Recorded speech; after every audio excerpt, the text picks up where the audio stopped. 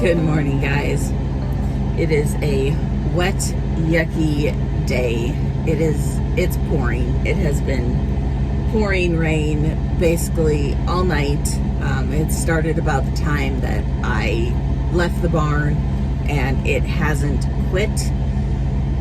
So I'm sitting in the pickup. I'm not going to get wet. We'd pulled trash from the house and he's burning trash in boxes and the leftovers of Christmas, and then we're gonna probably figure out our day, because at this point we don't know.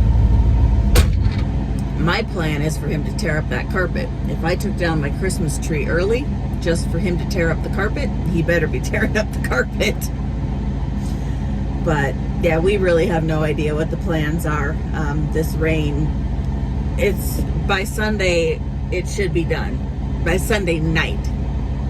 We're supposed to have rain all day today and all day tomorrow, and then come Monday, it's supposed to be like 35 and sunny skies all through the week. I think the highest we're supposed to get is like 37, 38, but sunny. So I'll take it. Which means I should be able to get these sheep worked without too much issue. I just don't like working them in the rain. So anyway, that's where we're at.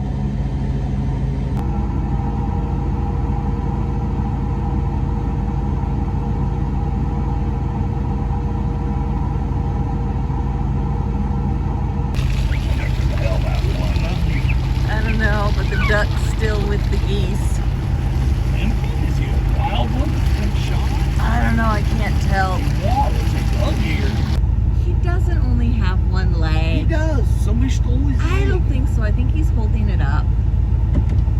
We gotta check him out. Okay. Why is he here by himself? I don't know. Why is he only got one leg? I don't know. But the others all took off to the lake, and he's hanging out by himself.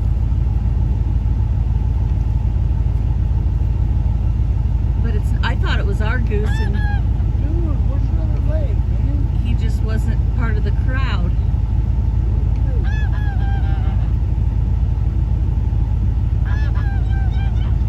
I told you he had two legs.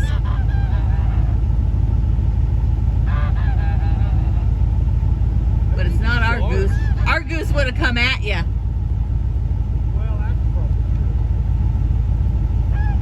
true. Are they shunning him? Maybe they're shunning him. I think he lost his pecking order by that duck. Maybe. They counted and said, oh, we got one too many. Well, there's a bunch more on the other side of the... Oh, there is. So there's two groups. There's two groups. Yeah, I see him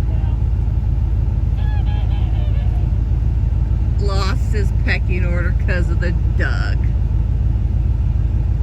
It's flat out pouring. Well, it has not quit raining. My husband and my daughter have gone to go look at a pickup for her. So I opted to stay home and remove myself from the chaos.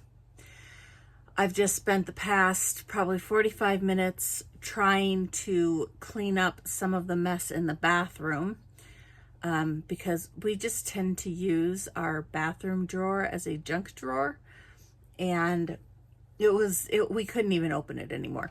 So that is now cleaned up and sort of put to rights.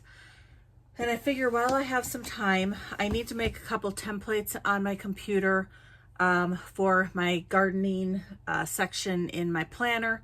I want to do a month, like a front page per month for basically a to-do each month, like I did for my farm, just so that I can basically know what seeds I want to start every month, what needs to get planted each month, or what times each month, and kind of just so I can keep it in my head, because my broken brain will not remember.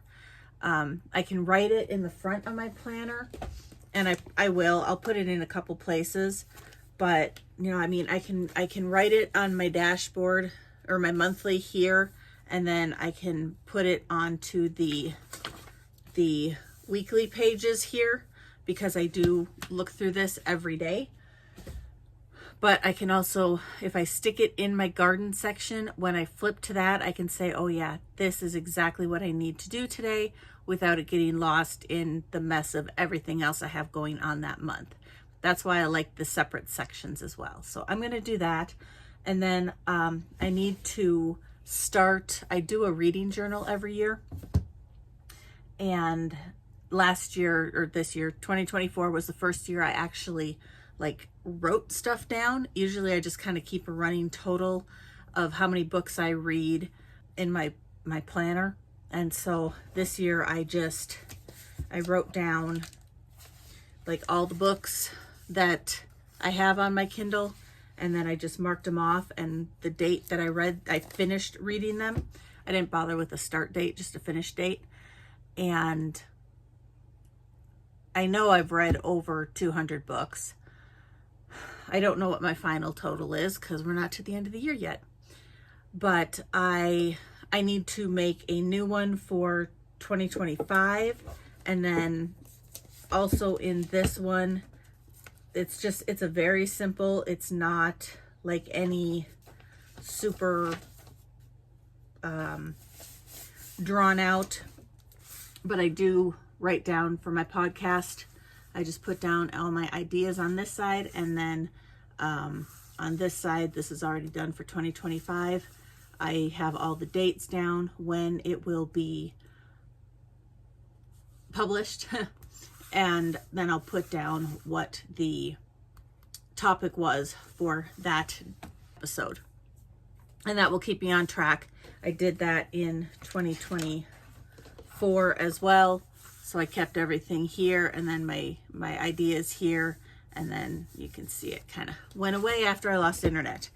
So I'm not sure when it will be back, but it will be back as soon as I get internet again. My husband is pretty dead set on, what is it, Starlink, but we need to save up for it a little bit, because that sucker's expensive. Holy crap. But it will do everything we need to do, especially with all our trees and living out in the middle of nowhere. So it will help. Hopefully our connection will stay stable. I won't have as many non-functioning days as I did with our last provider, and we will move on from there. So as soon as I know what is going on with that, I will let you all know. But that's my plan for at least until they get home. I know she has to work tonight sometime, and he and I need to actually do something today. So far, all we've done is check on the critters and get fuel for the pickup and spare fuel for the farm and eat lunch. And then I cleaned the bathroom. It's been a very unproductive day.